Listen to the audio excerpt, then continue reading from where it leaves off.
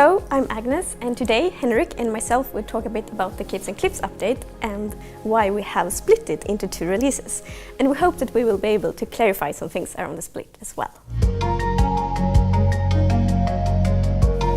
So the Caves and Cliffs update will be released in 2 different parts. So one is a summer release and the other one is a holiday release. So that one will be released end of this year.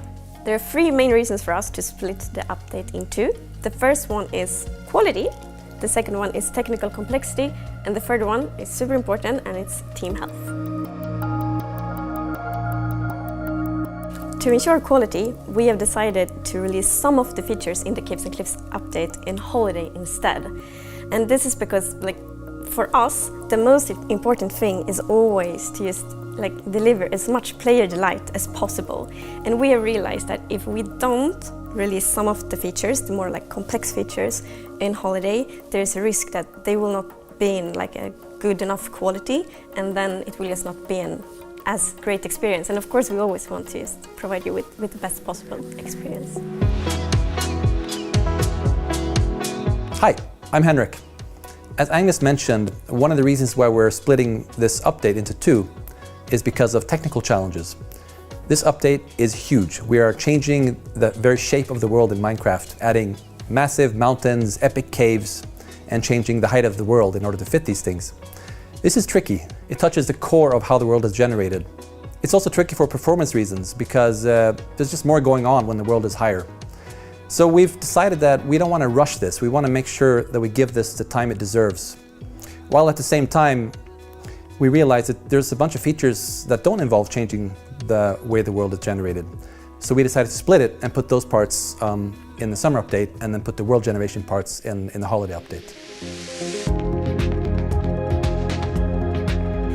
Team health is something that's very important for us. With the Caves and Cliffs update, we realized if we're gonna release all the features in the summer, we would have to crunch a lot, and we shouldn't. And we don't want to force anyone to work overtime. We also want to acknowledge that we all are living in a pandemic right now, and we know that many have been affected by that. So it's much better to make sure that the team feel as good as possible and are as happy as possible, because then we can be happy and be creative and create a good game. So how exactly are we going to split the features across the 2 updates? In the first update for the summer, we're going to focus on the blocks and the mobs, and not so much world generation. So blocks would include biome blocks such as drip leaf, pointed dripstone, glowberries, and some building blocks such as deep slate, etc. And mobs will include the axolotl and the goat and the glow squid. Most of the world generation is in part 2, but there'll be a little bit in part 1 as well, such as generation of copper, geodes, things like that. The second part is all about world generation. So that's where you'll find, for the holiday update, the new caves, the new mountains, and the new world height, as well as the actual placement of the biomes. And the reason why we're doing it that way is because the technical challenges I mentioned are mostly all about world generation. So that's where we want to give it more time to make sure we get it right. Plus, it makes sense to put all the big world gen changes into one update to make it easier from a player perspective when you're going to upgrade your world. For us, it's very, very important to be respectful to old worlds. And that's of course true for the Caves and Cliffs update as well. So you will be able to update your world both to the summer update and to the holiday update, and there should be no problems. And this is super important for me as well. I think my world is more than 10 years old, and I will get so upset if I couldn't play on it. So yeah, definitely you will be able to play on your old worlds, and you will be able to continue to play on them for many, many more years.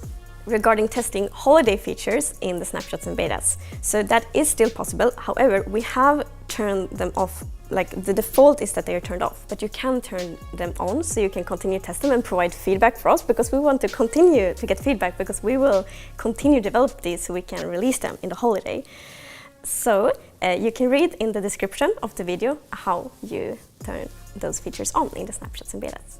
So there is one feature that is postponed even after the holiday release, and that's archaeology.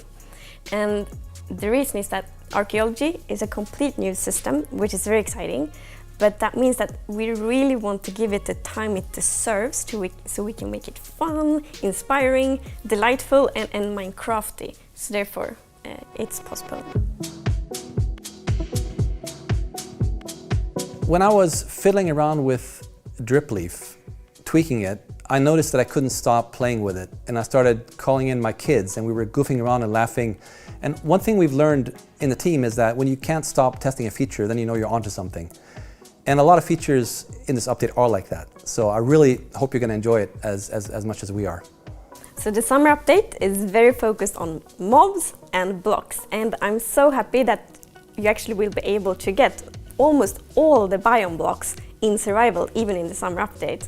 So myself, I'm already like, oh, it's okay, I'm gonna find a moss block, and then I'm gonna boom it, so I get all the vegetation blocks from the lush caves, and then I can build, you know, a park in my realm or a fancy garden.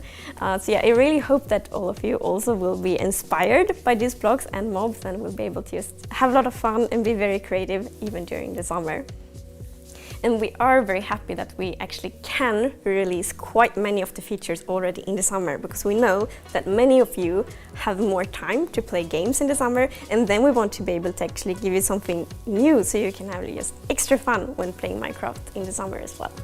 And we really hope that all of you are as excited as we are about the summer release, and that the wait for the holiday release is worth it. So yeah, thank you so much for watching, and yeah, see you soon.